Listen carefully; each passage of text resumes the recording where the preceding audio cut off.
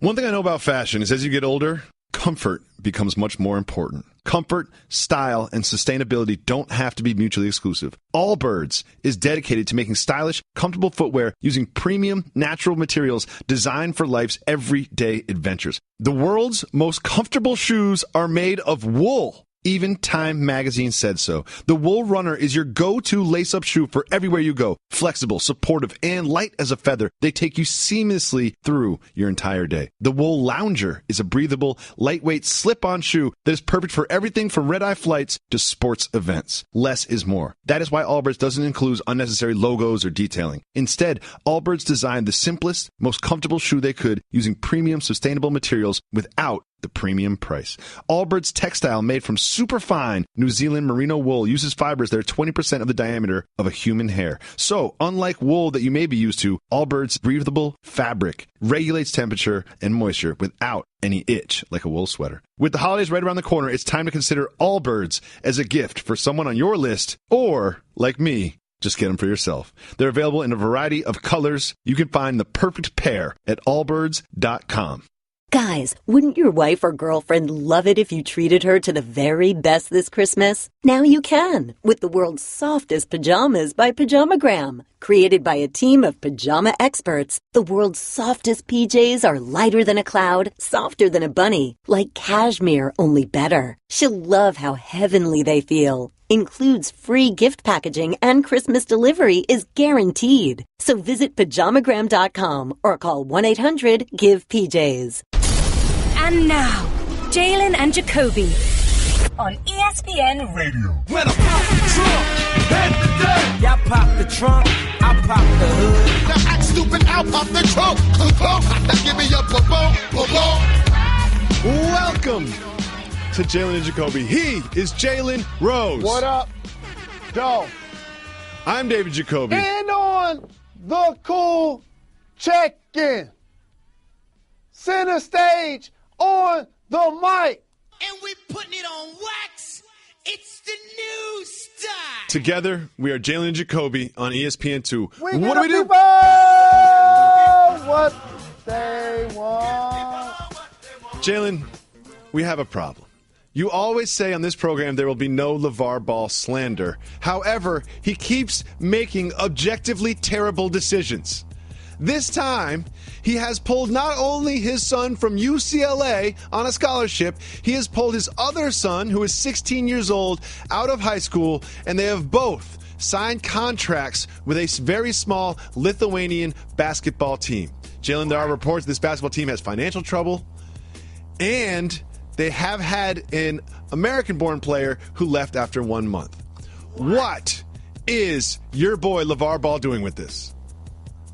First and foremost, let's clarify something. I'm waiting on my adoption papers to get cleared. He's not just my guy, okay? He's going to be my dad soon. That's first and foremost. I'm very concerned about the advice that he will give you based on what he's done thus far. I'm rolling with the fact I would have handled it a lot different. You think so? I You would think look you at would it have? like this. You think you would have? Yes, sir. Here's why. For me, his middle son never had pro potential. So if he's going to play in Lithuania as a freshman in college, that means he'll be a much better player 3 or 4 years from now after playing at UCLA, getting a quality education, walking on a campus with a backpack, hoping to graduate, and then playing professional basketball, because I never felt like he was a professional prospect. For his youngest son, this is not necessarily the best look for his trajectory. You mentioned all of the reasons. The coach doesn't speak English. It's hard for him to help make you better. If the team has financial issues, it's hard for me to say at least you're getting money, both sons, for playing the game that you love, because you can't knock somebody getting paid for their trade. But the problem is, in those situations, they can look at you one day and say, we don't have the funds to pay you, which is an issue. And we've looked at this before, like Brandon Jennings played a year in Italy and Moutier played a year in China, but those were bigger spots, bigger teams that were sort of grooming you for a professional NBA experience. Let's get some more information on this team in Lithuania. The village that they are in, Pereniu, is a village of approximately 10,000 people. The team is 4-1. Oh, guess what? They lost after the coach got ejected with just 3 minutes left. They signed one American player, Brad Tinsley. He left after a month. There are reports that Tinsley said that the coach did not play him because he could not speak to him because the coach doesn't speak English. They're playing in an arena that only has 1,700 seats. There's also reports that their salary, and I cannot believe I'm even saying this, the reports their salary is around $4,000. Like, none of this seems like a good idea. Here's what's going to happen. I'm going to make a prediction, record the tape, make a note. This is happening. They are going to start playing in Lithuania mid-January is what I'm hearing. They will be back in the States. They will be off of this professional team within 2 weeks. I'm making a prediction. They will not last 2 weeks on this team before, guess what? The dad gets mad at the coach and the franchise, and he pulls them out, just like he pulled them out of UCLA, pulled them out of Chino Hills. This is so inevitable and so obvious that I don't even understand why make the decision in the first place. I'm just going to fall back and watch your prediction because I hate to say this. You take 2 weeks, I'll say a month.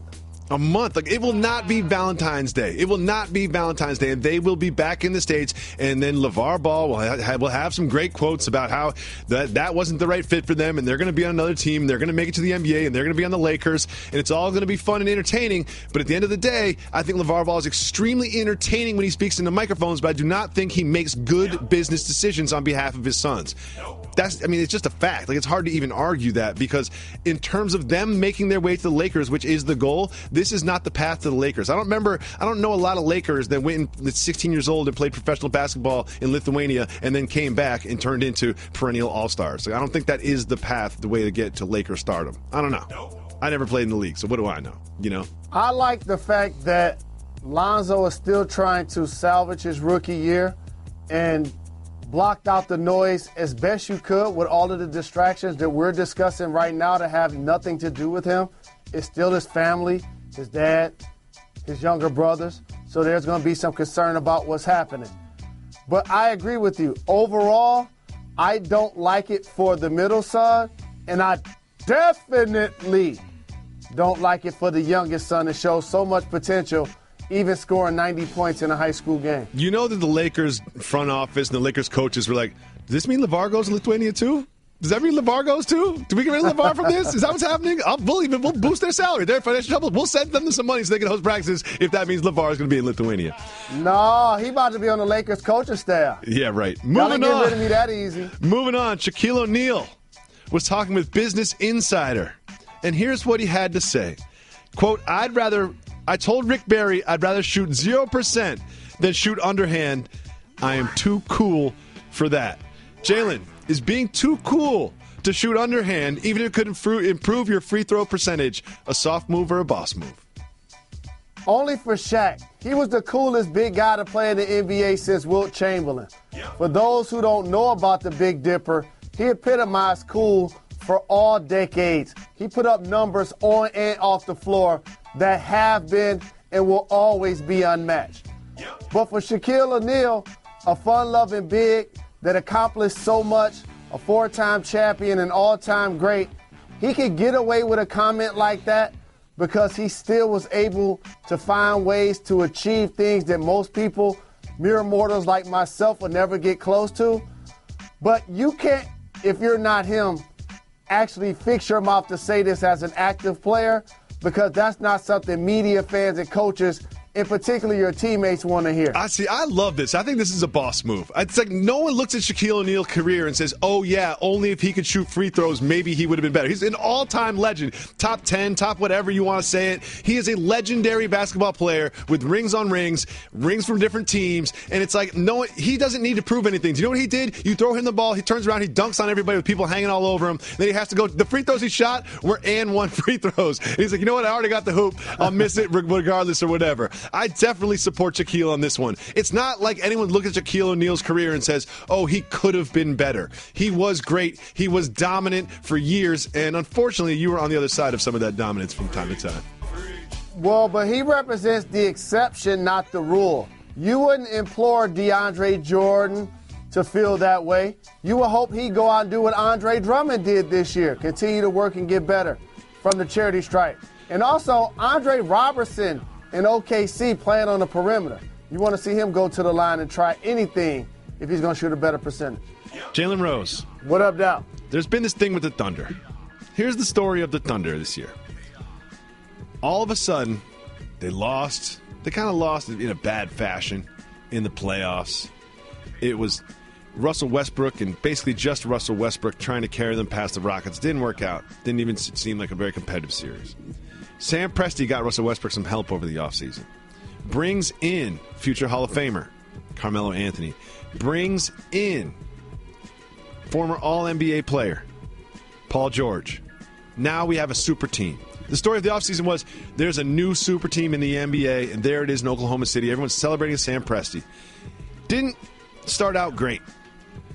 They were losing some games. You know, they didn't seem to mesh or gel. And then they had a night against the Warriors where they absolutely dominated the best team in the NBA. And it seems like, oh, maybe they turned the corner. Guess what? They did not turn the corner. The latest is that they lost to the Charlotte Hornets 116-103. Carmelo Anthony left the locker room before the media even got there. And Paul George said that it's at some point it's got to stop. The Thunder are now 12-14 and 9th in the Western Conference. I'm starting to be convinced that they might not turn the corner. They might not gel. They might not right this ship. What do you think is happening in Oklahoma City? What's happening in Oklahoma City is if the playoffs started tomorrow and you have the three individuals on your roster that you just described, they have the ability to get you 15, 20 points in a quarter, take over a half, take over a game, and even take over a series. But during the regular season, the isolation style that has made, in particular, Carmelo Anthony successful. Paul George is playing a lot faster than his normal pace, though he's had his moments where he's really been dominant. And obviously, Russell Westbrook, a triple-double machine, the reigning MVP. What needs to happen is playing in the Western Conference, it's hard to have an undersized player not named Draymond Green playing the 4 spot, which Melo occupies. Mm-hmm. Yes, he's going to be able to get you offense, though he's shooting a career-low percentage. But where are those shots coming from? Mid-range, off of post-ups, ISOs, and or catch-and-shoot threes. He can do that, but that's not necessarily the strength of his game. That's the positive. Now let me get to all of the negatives. Okay. Everything else. Everything else. Let's focus Who on he's Westbrook. Going to guard, rebounds, shot blocking, help side defense, strong side pick and roll defense. It's just not his body style or type to go against guys like a workman like a Taj Gibson, who's been throwing his elbows and knees around playing 4 and 5 for his entire life. They're just too big. For Russell Westbrook, however, the adjustment is to continue to play like you did last year and elevate the play of Steven Adams, who's been playing well. Get more out of Grant, who I like his live legs, and he's going to get more minutes up front. And then continue to nurture Paul George in the half court to get his offense going. And Melo will find a way, has to find a way to get his after that, because they've competed defensively. But a couple of things that they struggled at are surprises. Losing games when they're the favorite, losing games when they're up double digits, and losing games clutch time in the fourth quarter. 3 things that we didn't expect. And there have been fourth quarters where they lost the lead and Paul George didn't attempt a field goal. There have been fourth quarters where it just seemed like that one of those 3 just kind of disappeared for long stretches of time. I want to talk to you about Westbrook and his play, because there's a part of me that looks at Westbrook and says, maybe Westbrook is the best he can be when he doesn't have these supporting these supporting superstars. Like maybe Russell Westbrook plays best when it is he has the ball and he says, I have to put this thing in the basket, or I have to pass to somebody who's going to shoot and put it in the basket. Like maybe that approach to the game is what suits his game best and perhaps be best for the team. I disagree. I deny and disagree with that statement, because I've seen him play with one player that won 4 scoring titles, and Kevin Durant, and won the MVP. And I also saw him play with James Harden, who's manning a Houston team that has been top 2 or 3 in the West the last couple of years. And don't be surprised that yearly, not only is he in the conversation for top player, but putting up astronomical numbers. That level of sacrifice was made by those 3, which is why they made the NBA Finals as a young squad. So here's something that I could see happening. You remember, Sam Presti and the front office are celebrated after building this super team with 2 trades where they certainly seem to get the better of the trade with Paul George and Carmelo Anthony. I mean, they were celebrated, and this team had high expectations. We always say that your happiness is a function of your expectations. Then they're now below expectations. Do you know what they're not going to do? Can't trade Carmelo Anthony. His no-trade clause comes with him to Oklahoma City. You're not going to trade Paul George. No one wants to rent Paul George for a couple months before he could leave. You're not. Russell Westbrook's locked in forever. He's not going to be traded. So you can't really make these personnel moves to try to turn the corner. What do? When you're the front office and you think that you've done a great job for yourself and you've got a bunch of players that you can't really trade, what happens to make an adjustment midway through the season, Mr. Rose? What is that? I don't like lobbying for anyone to lose their job, but since you can't trade all of the players, you get on the phone with David Fizdale or Mark Jackson and try to get them to town.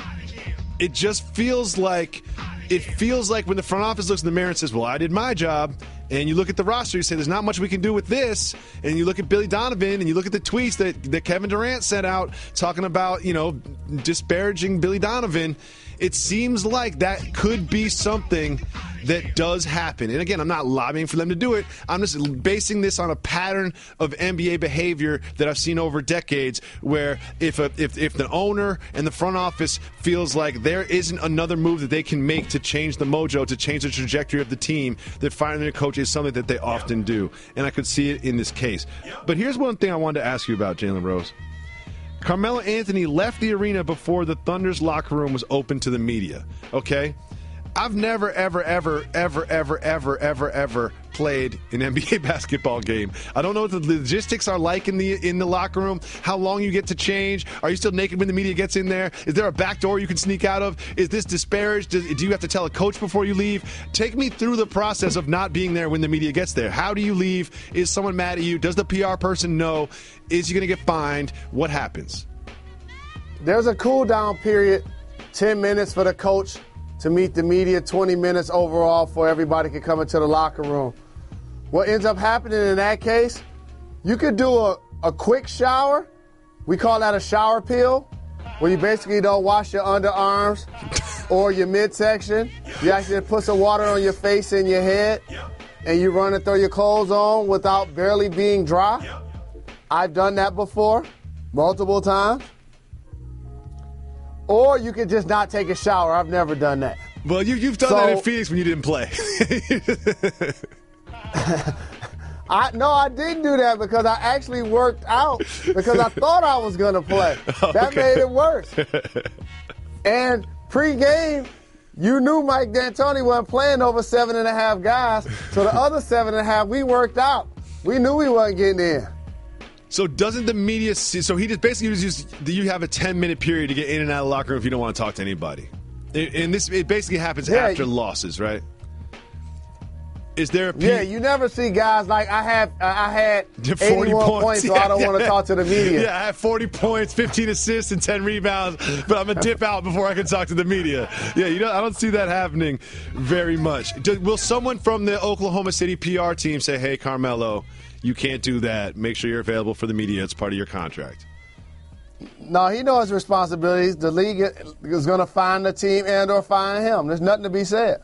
Really? So you think there'll be a fine? He was just in New York City. You don't think he know the media obligations in OKC?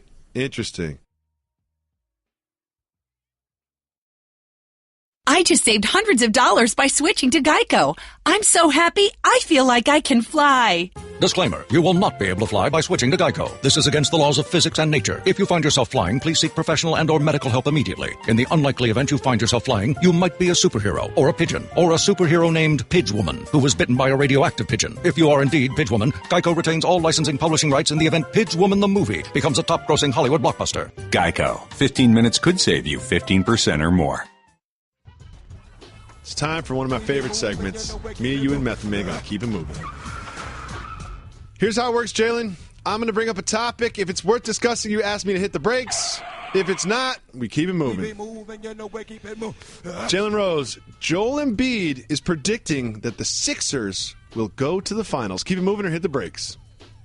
I like his confidence, but keep it moving. They got a long way to go before they get to the NBA Finals. Next, Kevin Durant draws his inspiration from Dr. Dre and Jimmy Iovine. Hit the brakes.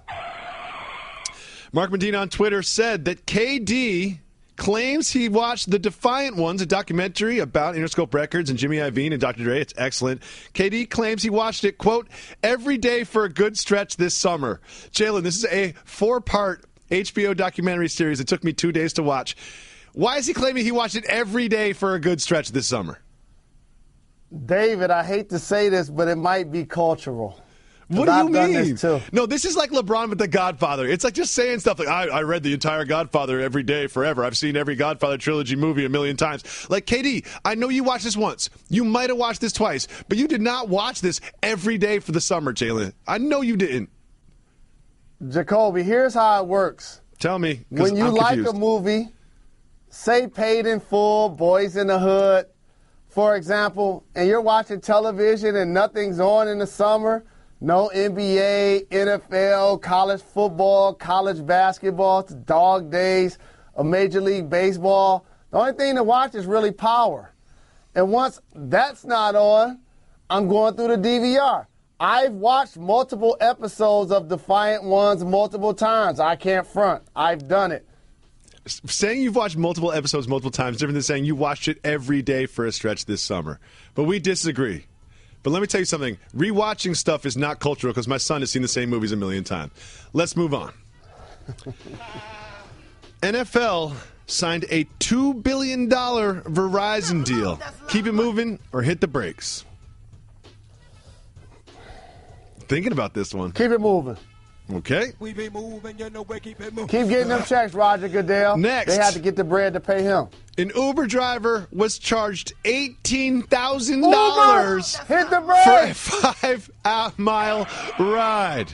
A Toronto man was charged more than $18,000 for a 5-mile ride that should have cost about $10 after an error in surge pricing. According to the friend, Uber said they wouldn't give a refund, but eventually they did get refunded for the $18,000 ride. I have a lot of questions about this. First of all, there is no credit card that I have that I could put into my Uber account that would clear an $18,000 cash. So this Toronto dude has got to have some great credit for real. And also, how do you tip on that? You know, did you think you tip? Someone charged you $18,000? You still going to tip 20%? You're going to Jalen, like, I know you like to tip. I know you like to tip big. You tip based on, the service you get and also the charge. How much would you tip on an $18,000 ride? $3,600 is 20%. You hope to get to $3,750. $3,750. That's going to be a 5-mile, $21,000 ride, $21,500 ride. I love this story. I love that Uber said they first wouldn't refund it because I don't know if that's true. Like a friend said that. It's probably not true. But I love to be the phone operator at Uber, help, and just be like, nah, hey, that's what it says. Surge pricing, dog. Surge pricing, $18,000. Thank you very much. Next. I just hope that it happened at a time where he didn't get jammed up trying to pay some other bills. There is no time when you're not trying to pay other bills. Next. The Giants are upset that Eli Apple was tweeting during the game. Keep it moving or hit the brakes. Hit the brakes. Apple replied to someone wondering why he wasn't playing by tweeting, "I'm too healthy," and then retweeted an Ohio State fan celebrating Cowboys running back Rod Smith's touchdown before adding, "Always be a Buckeye." Do you have a problem with the Giants being upset that he was tweeting during a game? I understand as a player you want to do that, but you understand your duties to your squad and picking up your check, that's just unacceptable and unprofessional, something you can't do during the game. If you go to a football game, there is a lot of downtime. That's all I would say. A lot of downtime in football. A lot of time in between quarters, a lot of timeouts, a lot of TV timeouts. Next, Matt Barnes has announced his retirement. Keep it moving or hit the brakes. I would say keep it moving, except if you Derek Fisher. For once, we're going to report on some good news, especially out of the NFL. Juju Smith-Schuster is taking hundreds of kids to see a movie called Jumanji. Keep it moving or hit the brakes. Oh, he loves the kids. Juju and Jumanji, hit the brakes. Well, after the release of Jumanji on Christmas Day, Smith-Schuster invited about 190 kids from the Pittsburgh area to come to a screening of the film, which is very nice, especially because he is so early in his career. His salary is not that high. I love this gesture, but it does lead to one question. Jalen Rose, can you explain the plot to Jumanji? This is the second Jumanji movie, and it's also a board game. You have to have heard of Jumanji before. Jumanji, kids movie. It's a cartoon. It's about prehistoric animals. Oh, okay. I think I recall seeing dinosaurs and all type of ancient archival What happens at the end of the film? animals that eventually went extinct, and all the kids cry on Christmas Day with Juju. You're the best. Moving on, Dale Earnhardt Jr. has a new career. Keep moving or hit the brakes. Oh, hit the brakes. I got love for him. I know you love Dale Earnhardt Jr. You guys have a special bond. Dale Earnhardt Jr. and his wife Amy are starring in a home improvement miniseries for the DIY network. I watch a lot of programming that is about renovations of homes, purchases of homes. I watch way too much of this stuff, but there's something about this I want to ask you. Do you think this was his wife's idea? I think it was their idea because when you have the kind of bread that he's had for so very long, you're buying and selling a lot of real estate. And to your point, you're fixing up places, and you're like, we figured out where to put a backsplash. We know how to do some cabinets. We know how to do some counters. We understand we can have a contractor to come in and handle some things. Boom, we can do this on our own and make it a TV show. I'm going to watch it. You know who had a similar show that I loved? Vanilla Ice. No. No.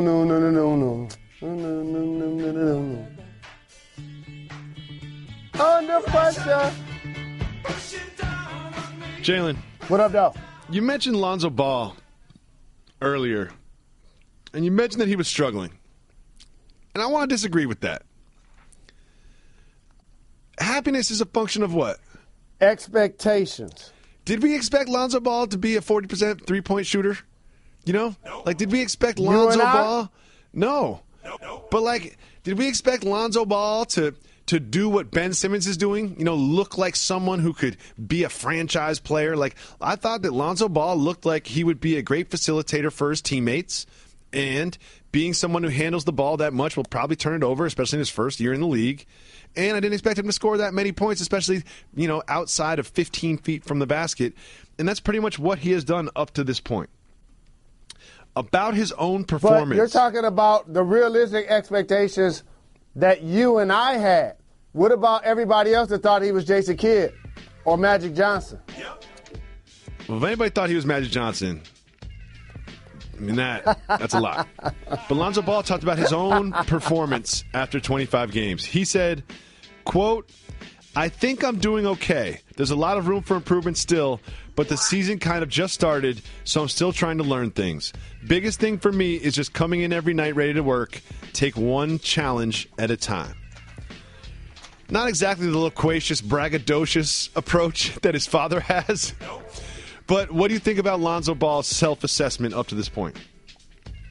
The league will humble you. You're going against the best players around the world, and you figure man, while I've made some strides, had a couple of triple-doubles, I'm still balling for a storied franchise. And Magic Johnson said he wanted to see my number in the Raptors. I got work to do. Mm-hmm. So that sounds like a player that understands that he has a long way to go to meet the expectations that so many have for him coming out in the draft. Well, clearly the Chicago Bulls were off to a bad start, but they're not on a win streak, Jalen Rose. They're on a win streak. We're not done. They're on a win streak. We're not done. They're on a win streak. I think they've won 2 in a row. And you know what the common thread has been in those 2 wins? Nikola Mirotic is back. Nikola Mirotic is back. They're undefeated since Mirotic has been reinserted into the lineup. Him and Bobby Portis are now sharing the floor at the same time. Sometimes they kind of play the same position. But there have been times when they gave each other high fives in celebration during like a timeout, and you walk to the bench or after a bucket or something. How does that dynamic play out? You know, like how do you make that work? Professionalism. That's it. They don't have to be the best of buddies, good friends on the road, or hang out with one another. But look at it like this. For everybody that listens to this program, male and or female, that say has a corporate job, you may or may not like somebody that you work with. Oh, you definitely don't. But you likely sit on the same toilet they do when you go to the bathroom. That's one way to put it. You know what I don't like seeing? And you know we don't like to talk about bathroom stuff, but you brought it up. This happened to me today. I was going in as somebody was coming out. As somebody was coming out of the stall. I just don't like to know. I know in my head that this stall is used by dozens of people a day, but I just don't like to have evidence that that's the case. You know, I just don't like to know that's the case. It kind of got in my head a little bit. I was just like, oh, man, like just 20 seconds ago, this dude's butt cheeks were right here where my butt cheeks are now. I know that's the case, but I just don't like that. I don't like the confirmation. This? Don't get fired. When you're in a public restaurant or sporting event and the line is long and you have to go, it's one thing about knowing your coworker just got off. What about a complete stranger you're going to get on 2 seconds after they get off with 25 other people watching you go do it? All right, I got to talk about this. We're going to go away from the number two. I'm talking about pooping. I'm talking about pooping. That's Reggie. That's Reggie pushing a button. That's not Jalen talking. Here's one thing that happens, and I go to Staples Center now. It's a phenomenon I don't really understand. And you know my philosophy, you have to live like everybody in the world lived like you did. Like, would the world be a good place if everyone made the same decisions that you did? But however, I don't live up to that standard. Because when I'm at the halftime or in between the quarters and there's a line, this happens in Madison Square Garden too, there'll be a line to go in the in part of the bathroom, but no line to go in the exit. I cannot be the only person that just goes in the exit and then just waits for someone to be finished at a urinal and just goes right in front of them. Everybody does that, right? Yeah. Well, first and foremost, you were able to get away with that before you got famous. I'm now not somebody's famous. Gonna call you I'm on not it. famous, Jalen. I'm not Jalen Rose. I'm the dude. I'm like the people come up to me and they're like, you know, you look like Jacoby. You know what I mean? No one will say, hey, you look like Jalen Rose. People come up to me and they'll be like, you look like that guy Jacoby. That guy Jacoby's on the middle of the night, ESPN. But man, I can slide. I slide in the exit every time. Then. Broken news: David Jacoby gets into argument in bathroom stalls because he tries to take cuts. To everyone else, it's breaking news. To Jalen and Jacoby listeners, it's broken news. Well, I'll tell you one thing won't happen. That argument will not get physical. That will not happen. And big shout out to Jim Jones, who offered Colin Kaepernick a spot on his new NFL squad. Shout out. Jim Jones. Ballin'! Jim Jones has an NFL squad? Yeah, he the co-owner of the Richmond Rough Riders. Oh. That's exciting. Jim Jones used to come to Kingdome games, and it was like rules that applied to other people didn't really apply to him. Like if he wanted to get from one side of the court to the other, it didn't matter where the ball was. He would just walk through the action like a referee. Like he would just walk through it in the middle of a play. Players didn't hesitate to say anything. The guy in the mic wouldn't say anything. The people in the crowd didn't say anything. It was just like, oh, it's Jim Jones, so we got to work around him. Shout out to Jim Jones. All I know is I love Jim and Freaky Zeke and Killer Cam, Hell Rel, Joel Santana. Like we need to get some more bars out of them as a collective if possible. Throw Mace on there too, like Redman with the Wu-Tang album. Exactly. So, do you have a Netflix account, Jalen? Molly has a Netflix account, and I use her password she lent me. And here's what happens when you get to that home screen where it's like, who are you? And there's a long list of names. I got a bunch of kids. Like, I'm just going to put whoever's on top. Like, Netflix doesn't need to know whether it's me or my wife. Like, you know, just let me watch my reality TV. You know what I mean? Let me watch Project X. But they need to know if it's Q because they ain't no telling what he might be in there watching. Cute. Children are very tech savvy nowadays. Let's just say that. So Netflix put out a bunch of data. And there's a person that watched Pirates of the Caribbean on Netflix 365 days in a row. What? Jalen, 365 days in a row. What? How is that possible? This is like Kevin Durant with the Defiant ones. The only thing I do every day is breathe. I can't think of another thing that I do every single day. I think that this is Johnny Depp trying to relive his glory years, but he falls asleep every time. You know what I mean? That's what I think really happens. I think this is Johnny Depp's Netflix account. I don't believe this really happened. Somebody could be on bed rest or sick. Finally, we have this news, Jalen. Scientists have found human-sized penguin fossils. They found penguins that are 5 foot 10 inches long. And they swim, and they weighed 223 pounds. Human-sized penguin. You know what? I think people are more confident when they're proud of their fossils. I don't even know what that's a reference to, but I assume it's going to get us fired. So I got to do something to you, Jalen. Brace yourself. Jalen Rose is about to explain a movie plot. Explain the plot to Pirates of the Caribbean. Oh, that's easy. First off, Johnny Depp is in it. Yeah. He's an angry pirate that looks like Slick Rick with the patch over his eye. Okay. He continues to have assault weapons. Yep. He doesn't come to shore for good at all. And watching how he navigates on his ship, I wouldn't want to be somebody that's a guest. I wouldn't want to be somebody that is doing the task that he's setting out to do. It seems like that he's trying to take over the world. So what happens in the movie? That is what happens. What role would you like to play on the boat, the Black Rose? Oh, no, we're really particular about what boats we're going to get on.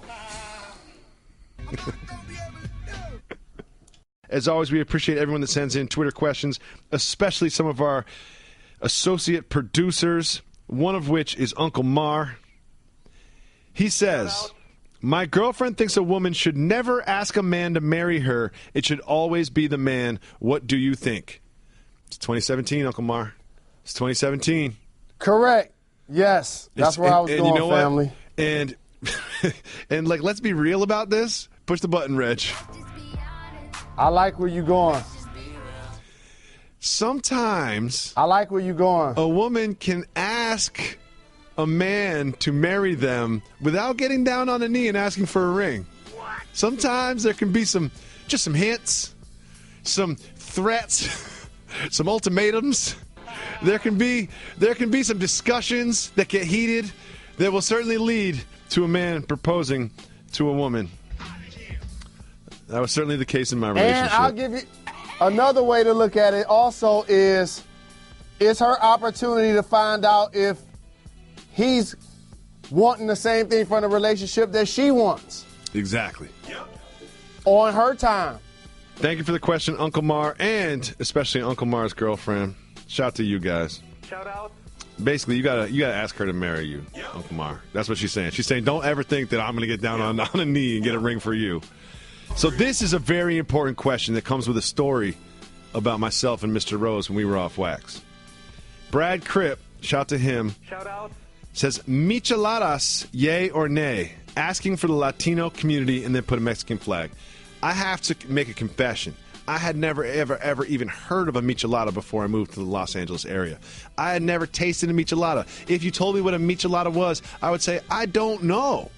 I don't know. Is that a pina colada in Michigan?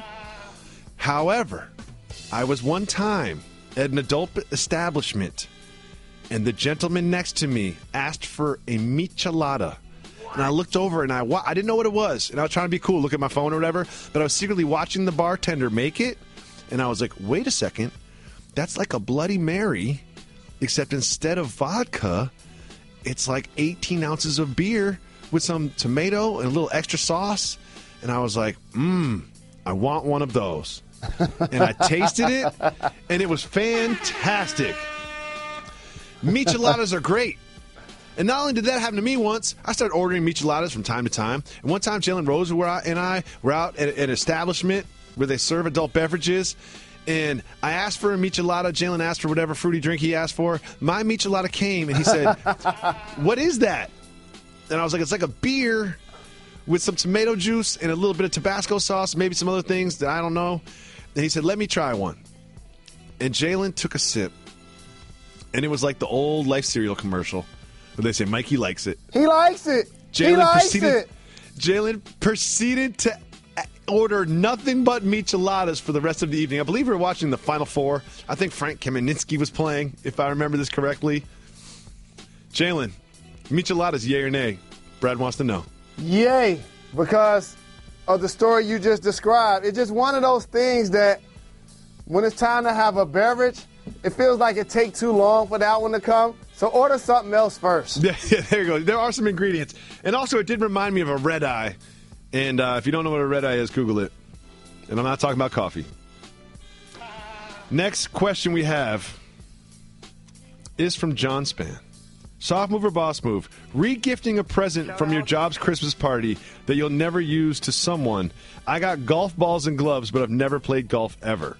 I fully support re-gifting. This is a boss move.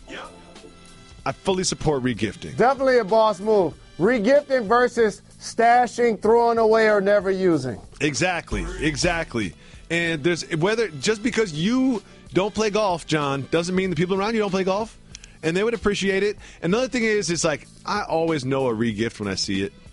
You know? Like, you always know when someone got you a gift. Or there's this one friend of the family where I go over their house, and I can take one of my wife's friends of the family, and I can tell that they had a present for her, but they're just re-gifting something for me. You know what I mean? They're like, here's an alarm clock with a CD player. And I'm like, wait a second. It's 2015. I don't need an alarm clock with a CD player. You know I ain't want this. Yeah, you just went into the garage. You heard I was coming, or you heard my voice. You went in the garage and wrapped something up real quick. You know what? Shout to them. Shout out. I think Bill Simmons did that to me once. I think he gave me like some sort of like it was some sort of like alarm clock / you know what I mean, like iPod dock, speaker system. He's like, this is really great. These are really good. And I was like, Bill, you didn't have to get me a present. You'll love this. Yeah, I promise. I didn't get you anything, Bill, so it's not like you owe me something. If I got you something, I can understand if you re-gifted me something. But come on, Podfather. As always, love and respect to the great Podfather. Without the Podfather, always, none of this happens. Shout out. He is no question the genesis, the catalyst of everything that is Jalen and Jacoby on ESPN Radio. Uh-oh.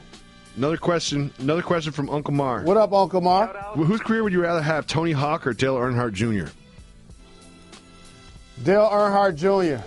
I know he's your guy, but I'm going Tony Hawk here for this reason. If you are my age, which is 39, about to be 40, there was a good 10-year period where Tony Hawk was basically the coolest person on the planet. Like, he had a job, but it's like, when you watch Tiger Woods play golf, like, the actual act of golf isn't cool, but you watch Tony Hawk skate on a skateboard, you're like, he looks cool while he does this. Like, he looked great, and I'm not a video game guy, unless we're talking about Golden Tee. But Tony Hawk's video games meant everything to me for like a 5-year stretch. Tony Hawk is the man.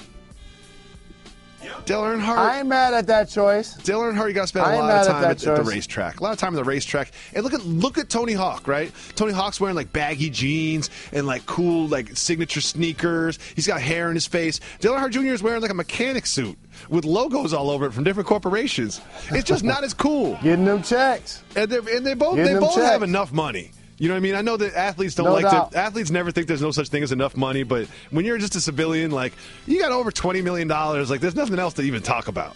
Like, you're fine. It ain't just athletes. Listen, it ain't just athletes. Listen, but I'm in the world of athletes, and athletes always say, like, oh, well, he's not going to leave $4 million on the table. As a civilian, and you Google that athlete, you're like, you made $200 million. Like, you made $200 million. What's the extra for?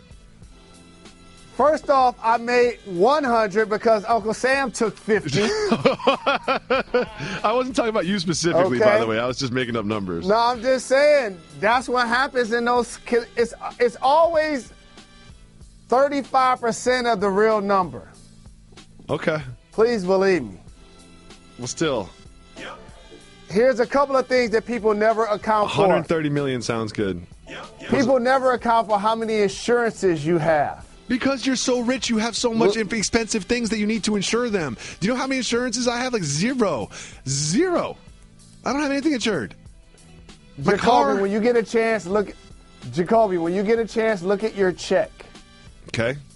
There's insurance taken out of it. Health insurance. For health and dental. Health and dental. For not only yourself, but for your wife and for your kids. Kids don't have teeth. All those teeth are falling out. All my kids' teeth are falling out. Why do I have to pay for that? Your residence has insurance also. And your vehicle. Definitely the luxury minivan is insured. Oh. Now, Jalen, I'm glad we have you here and your expertise because there is a phenomenon sweeping the world when it comes to statue news. Statues have been terrible lately. We all know about the terrible Ronaldo statue. And then in a town in India, they put up a Diego Maradona statue that looks nothing like him whatsoever. First of all, his head is 75% hair. There's this is a mess. That looks nothing like him. It looks like an old woman. It looks like an old woman. As the senior statue analyst, not of ESPN, but of the world, how does this keep happening with statues? I'm disappointed in this one. This one makes him look like Michelangelo from the 1700s. Not a fan of how this was done in any way, shape, or form. I'm disappointed to the point there will be a redo. Mark my words. I guarantee you, this statue will not be erect longer than 2 years. They will redo another one, I promise you. I like that. But let's imagine that you're at the unveiling of the Fab Five statue. We know it's going to happen before you die. It's going to be like 30 years from now. You know, people are going to be like, all right, now it's time. Let's put up the Fab Five statue. And then you're sitting there, and then they take off the curtain, and you look at yourself, and you look nothing like yourself. You look like a very ugly, weird version of yourself. Will you be able to hide the disappointment on your face? See, here's the thing. I didn't get handsome until I got money. When I was broke, that is the ugly version. It's a good bad point. Skin, bad teeth, bad haircuts, clothes. If you hear they're making a statue, will you send them some pictures to be like, make sure you make my teeth like the teeth now and my hairline like the hairline now? You got to. Get ahead of it. Get ahead of it. I'll write a strongly worded email if I hear about a statue in Ann Arbor. Moving on. We disagree. No, I got to have the old school statue with the chipped teeth and everything. No, I don't think so. Trust me. Trust me. Moving on. The Steelers have won 8 straight games, while the New England Patriots laid an egg on Monday Night Football in Miami. The game was only a 7-point differential, but it was much more dominant from that. Tom Brady looked kind of old, and they didn't have Gronk, and the offense didn't even complete a single third down conversion. Based on those 2 games, do you still have the Patriots coming out of the AFC to get into the Super Bowl? Beginning of the season, I felt like it would be the Patriots and the Pittsburgh Steelers in the AFC Championship. I'm still sticking with that. It's one of those things where all of the other 52 guys at coaching staff look at Gronk and say, see, these are the type of things you're not there when we need you. It costs us a game. A squad that's lost 4 or 5 while going to South Beach over the last couple of years. You mentioned 0 for 11 on third down the first time since 1991. You got to get a Dolphins defense credit. A couple of picks, getting to the quarterback, and Jay Cutler actually played well and silenced his critics at least for a week. He did. I found that concerning as a die-easy Patriots fan. Those 2 picks you were talking about were good plays, but they were both underthrown balls. Tom Brady didn't complete a pass to a wide receiver until the third quarter. It just seemed like, I don't know if adding Gronkowski is going to solve all these problems. They had trouble on defense. It just felt like there was a lot of injury, replacement, backup players on defense. It seems like you can only get by on coaching as fast, as long as you can. You're going to need to add some talent, which the Steelers certainly have at their skilled positions on offense. When you talk about the Patriots, remember two things, everybody. Take this to the water cooler. They won the Super Bowl last year without Gronk and without Cook. I do like that. Cooks had one catch. And at the game was Derek Jeter. Derek Jeter attended the game in Miami after he traded away the MVP of the MLB. Should Derek Jeter have just stayed home, Jalen? Shouldn't he have just watched this one from home? No, he's waiting for the New York Yankees to erect his second statue for delivering them a couple of championships in Stanton. Like, Jalen, if you are Derek Jeter, like, not only are you attending the Monday Night Football game, the day after the Giancarlo Stanton held up a pinstripe Yankees jersey in a press conference, you're not just going out in public in Miami. You're also not in Orlando, which is not far away, at, the winter meetings. Don't you feel like the CEO, the president of the Marlins, should attend some winter meetings? I know you don't like meetings, Jalen. I know you don't like meetings.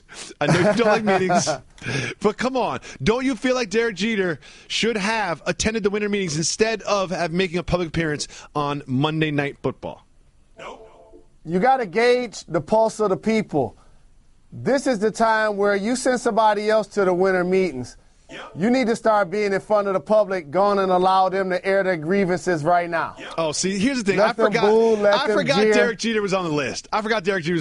You're sitting over here defending LeVar Ball sending his sons to Lithuania. You're defending Derek Jeter going to a football game after he traded the MVP when he should be at a meeting. Let's be honest. Let's be real. Like, let's be honest. Let's be real. Derek, just watch the game from home. Watch the game from home. You know, if you're not going to go to the meetings, watch the game from home. You know why he didn't go to the meetings? He didn't want to answer questions about trading Giancarlo Stanton. Because not just from the media. Every single person that he saw would say, Derek, what happened there? You know, does Cashman know something about those gift baskets or something? Here's the thing. That's very nice, sir. You're now an owner of the Marlins. Part owner. So you want to ingratiate yourself with that fan base. You don't do it by trading the MVP. But you rather have them mad at you initially than New York mad at you ever. Oh, New York's not mad. New York is not mad at Derek Jeter right now. I was walking through the calf, and I felt bad. I took it out on Tim Kirchin. I'm like, what's going on in baseball? Like, seriously? He like, yeah, they got Magic and Bird on the same team. I'm like, that's LeBron and Jordan. It is. Ladies. Jalen.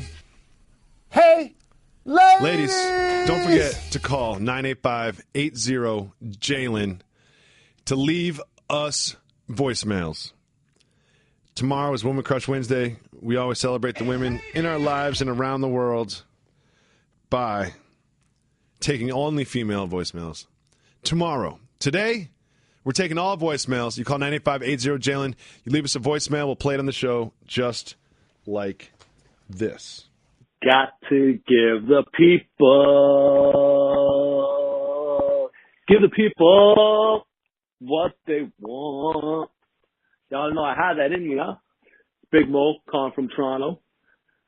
Shout out Reg. Shout out Big Crown. Us bigs got to stick together.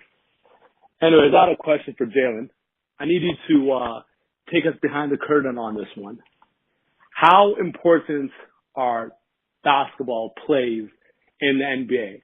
I'm talking about the plays the coaches drop and everything like that, especially when you get traded from a team.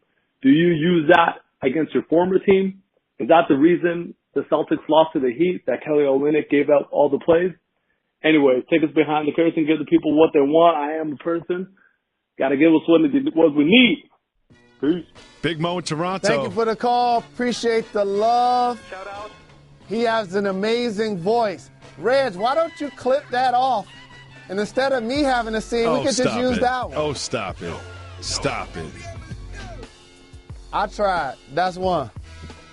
Number two, let me tell you how important basketball plays are.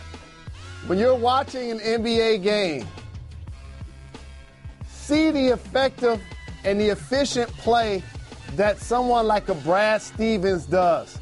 Out of timeouts, sideline out of bounds, underneath the basket, inbounds plays. Usually, he's amongst the elite in the league at not only getting a quality shot, but actually executing. When you talk about being a really good team, you need a couple of players to play at an all-star level.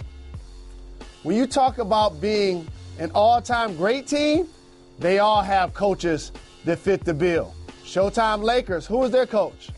Pat Riley. Yep. The Jordan Bulls, who was their coach? Philip Jackson. Yep. Shaq and Kobe, who was their coach? Still Philip Jackson. Yep. What about Tim Duncan, Manu Ginobili, Tony Parker, and Kawhi Leonard? Gregory Popovich. Yep. What about in the NFL, say, Bill who's Belichick. Tom Brady's coach? Bill Belichick. Yep. So who's making the decisions? Because it's not only in the huddle, but they get input personnel-wise. So it definitely does matter, no question about it. But here's a question, Jalen. Like, we all know coming out of a timeout, especially at the end of the game, when a play is drawn up, you can see who they're going for. They have other options. It looks really intelligent and coordinated, and you can see what's happening. But, like, middle of the second quarter, you know, in the flow of the game, and there hasn't been a stoppage of play for 7 minutes, sometimes it does feel like me at the gym. Like, we're just going to go try to figure this out. Well, here's the thing that's different about basketball and football. What happens when the ball stops in football? They huddle up. They call play. I mean, football is a very strategic, coordinated. Everybody has a job to do. If they're in this defense, then you block this person. You know, it's all in their big binders. They practice. There's a lot of responsibilities and adjustments and pre-snap reads. Basketball is a lot more flow. Basketball is a lot more improvisational dancing instead of a choreographed tango. You know what I mean? So if a team is going to make 40 field goals, we're not going to stop looking around at each other before somebody puts the ball in the hole because the game keeps on moving. But here's a question. Is every possession in the NBA, is there a play call on every possession that's not in transition? Transition plays are just that. It's called a secondary break. They're plays that you set up after a dead ball. So whether the team is back set defensively, whether it's a made free throw, whether it's a made basket, that's usually a different set play versus your secondary offense where you hope to get a faster shot as the play develops. And then there are teams that hope to move the ball side to side, like the San Antonio Spurs, to get action on the weak side. Mm-hmm. Then there are teams like the Houston Rockets that want to launch up the first three they see. And the Houston Rockets, it feels like a lot of that is style of play as well. With the Rockets, it feels like James Harden brings the ball up and somebody sets him a pick, and he goes off of that pick and roll, and then they either score or don't, and that's just kind of what happens every time. Like, does James Harden say, "Oh, 2," or look over to Mike D'Antoni, and then look back at the team and then relay the information? Like, it doesn't feel like that's happening at all. Because you don't have the autonomy. It's not like if Bobby Knight's your coach in college where he wants to control every play. And by the way, the only coach to coach an undefeated team to an NCAA championship. No shots. It's just that that's how he operates. Versus in the NBA, when James Harden has the ball as the coach, you should be able to breathe. Woo! James got the ball. He knows what we want. You know, we're running right now. We're running that's James. That's the play. We're running James. No doubt. No question. Thank you so much for the call, Big Mo. If you call 985-80-JALEN, you can leave us a voicemail. If you leave us a voicemail, Reggie will listen to it. And if he deems it worthy, he will play it on the show just like this. What up, Joe? This is Todd in Boston. Question for you guys. Soft move or boss move? Public displays of affection, PDA, at the gym. I was there the other day in Boston, and this couple was making out. They were working out, then they were making out and kissing all over each other. And I was like, man, get out of my eyesight. But I wanted to check with you guys what this was before I went further with my judgment. Keep getting them checked. Jalen's excited about this one, Todd. Jalen's excited about this one. All right, a couple of things. Thank you for calling, Todd. Big shout, Boston. Shout out. We appreciate the love. Here's what I learned to do, Todd. This is such a healthy thing. And by the way, I stop myself doing this multiple times a day. Huh. Only worry about you and don't judge others. Yep. Okay. Because here's what you don't know about their relationship. You might see them and be like, it's inappropriate, get a room while y'all kissing. For all you know, one of them could have just gotten some fatal health issue that they just got the news about. One of them probably could have gotten news that something happened to one of their family members or loved ones. One of them could have just got fired from their job. Or they're probably just really into one another and you wish you had that in your job. Let me go another direction with this. Okay, it's hard to argue with that part, Jalen, but you don't have to be kissing with tongue in the gym, okay? Regardless of all those scenarios, if the gym is a pop kiss environment, it is not a tongue kiss environment. It's like, come on now. And also, if any of those things happen in your life, Jalen, what are y'all doing at the gym? You know? Like, what are y'all doing?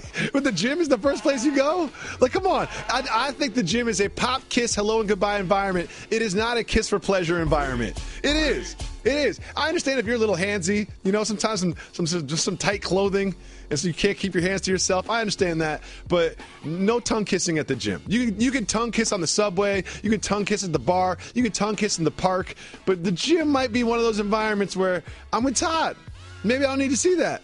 Just throw it out there. I'm telling you, fam, I just learned not to judge what other people are doing because you never know why. For all you know, they don't have money for a room. Get a room has never been. Get a room has never been like an actual. You know, it's a hypothetical scenario. Like no one's actually going to go get a room at a hotel when they say that. But I'll say one thing that makes me really uncomfortable. I hate to see couples fighting. You know what I mean? Like the opposite. It's like, oh, we don't want you to have PDA. Okay, for fun. But you know what I really don't want to see? I don't want to see couples fighting. Sometimes I feel like just grabbing them both and being like, you guys love each other. Whatever you're arguing about doesn't matter. You know what I mean? Like it really bothers me every single time. And it just makes me sad. So you know what? I'm not going to complain about people kissing when what bothers me is people arguing. But there's levels to PDA. Here's what I learned about. That's what I said. Pop kisses are fine. Tongue kiss is not okay. But here's what I learned about relationships. Everybody's always telling the other couple how they should behave. Like, do they hug too much? Do they hold hands too much? Do they go too many places together? Oh, man, you soft. You want to bring your girlfriend. Oh, dude, you soft. You want to bring your boyfriend. Like, so you can't truly judge because usually when you're in a relationship with somebody, that should be like your best friend. If you call 985-80 Jalen, you can leave us a voicemail. Reggie's going to listen to it. If you give him a shout out, it seems like they all give him a shout out. He'll put it on the show just like this. What up? It's your boy Kenny Mack from alongside New Jersey, a.k.a. putting up 40 with your shorty. First of all, shout out to the minister and gatekeeper of voicemails, Reg. Shout out to Baron. Shout out to the whole cast. All right, I got a quick question for you guys, man. Soft move or boss move? Jalen Rose potion making me a father, or almost. We're about to find out. And second question is Jacoby. You're not alone. I am also a barber thought. Yes, I said barber thought. I do hop from barber to barber. I don't feel like waiting, and sometimes I just want to get my cut and go. So yeah, I'm with you with that one, bro. As anything, give the people what they want. Keep getting those checks and keep doing the good work, fellas. Peace. I gotta address the barber thought thing. First of all, shout to Kenny Mack in New Jersey. I got my hair cut this morning, and Jalen, you've said this before. Successful people have routines. My day is meticulously planned down to the minute. And I go to the barbershop very early in the morning on Tuesday on my way to work. The particular one I go to, because my other barbershop isn't open at that time, is always empty. Always empty at that time in the morning. It's just way too early for anyone to be up and getting their hair cut that's not named David Jacoby. I go in there today. There are two barbers there that have both cut my hair before. And I go in there, and they're both cutting someone's head. And I was surprised. And the young lady went to me and was like, oh, who do you want to cut your hair? And I was like, are you crazy? Who do I want to cut my hair? You think I'm going to sit there and let one of y'all finish and just watch that chair be empty while I wait for the other person to cut their hair? My haircut's very easy to accomplish. You guys can do a mediocre job, which is all I'm looking for. So I just told them whoever is done first. So what I'm noticing is a pattern of behavior that has nothing to do with the barber. What's that, Mr. Rose? You're the kind of person, I wrote this down earlier. You were like, you go to Staples Center now. Yep. This leads to the guy that becomes a Die Easy fan. Yeah. The exact same person that wants somebody to cut their hair when the chair is available, but gets on national radio and says that they're an average barber like he's not famous. First of all, this barber's not listening to Jalen and Jacoby. What? Okay? This barber's not in the demo. What? Okay? You don't need me to explain. We don't have a demo. She's not in the demo. But she does a great job. But she does a great job. I don't think she's a big sports fan. And so let me say something about the other thing that he said during the call. I want to give away the potion again. Okay? It gives you energy and it gives you stamina. You can just make yourself some hot water. Really simple. Pour some apple cider vinegar in there. Pour some cayenne pepper in there. Stir it with honey. And put a dash of lemon in there. It's not going to taste like a smoothie. It's not going to taste like a smoothie. No. But I tell you what, results 110%. You don't realize you have apple cider vinegar in your fridge or your cabinet, but you actually do. Yep. You've never cooked with it, but you have it. I promise. Yep. Thank you so much for the call, Kenny Mack, New Jersey. Shout out. Ladies, don't forget, call 985-80-JALEN.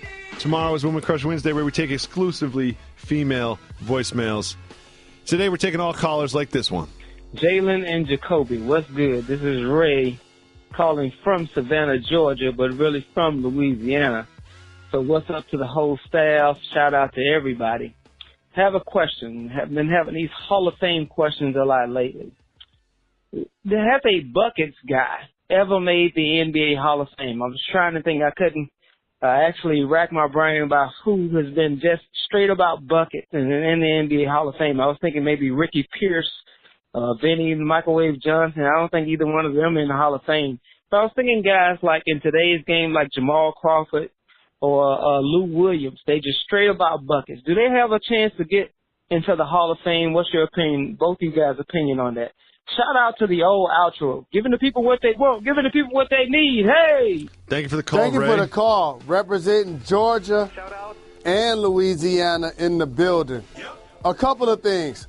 I have to do a distinction for our fine caller. We appreciate the support. They're heat check caliber players that get buckets and flurries like Lou Williams and Jamal Crawford, but they're not necessarily considered prolific scorers like a Kevin Durant who's led the league 4 times and been an MVP.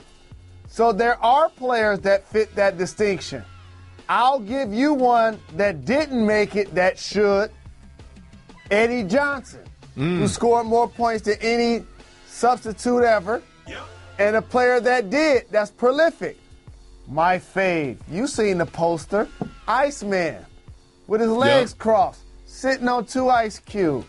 I would say that what he means by a bucket guy, and I'm interpreting a little bit here because all NBA players do other things on the basketball floor, whether they're known for them or not, is I would predict that Ray Allen would fit that category. He's definitely going to go to the Hall of Fame. No one was ever like, oh, Ray Allen is here for his defense. You know, no one was ever like, oh, Ray Allen's going to give us rebounds and assists tonight. Like, he was on the floor to score, and that's what he did. So if Ray Allen fits in your criteria, I think that he would be someone who will be in the Hall of Fame that is a bucket guy. Speaking of scoring and getting buckets, I love Sugar Ray. Got to keep him off Instagram, Twitter, and social media. You sure do. You sure do. He's socially awkward. He real socially awkward. If he didn't delete his account by now, what's he trying to get out of it? You know, he gotta delete his account. Come on, Ray. Let's listen to one more voicemail. Is the Lord of the Rings cultural? Oh wow. I never considered Thank you that. for the call. Appreciate the love. I'll make it quick as he did. Yes. Oh, I've never considered that because I contend that Star Wars is certainly not cultural, okay, especially since it's a Disney property. I also contend that Star Trek is certainly not cultural. However, I have not considered the Lord of the Rings books or stories or movies yet, and I have to say that I agree with Jalen Rose. Yes, the Lord of the Rings is cultural. In my personal life, I've met a lot of people that are weirdly into those stories and those movies. None of them shared a complexion with my co-host, Jalen Rose. Thank you so much for listening to the pod. We'll always leave you the dope pod to step to. I know you subscribe to the Jalen and Jacoby podcast, but tell a friend to subscribe to the podcast. Rate us on iTunes. Also subscribe to the Nickel Package podcast, another podcast I'm on. It's all about football. Some very talented football voices. You will learn a lot every single day of the week. And ladies, call 985-80-JALEN. All female voicemails tomorrow. Follow us on the Twitter feed that is at Jalen and Jacoby. We'll be back tomorrow with another dope pod to step to. We really appreciate you. Our favorite podcast listener. We're not done. We're not done.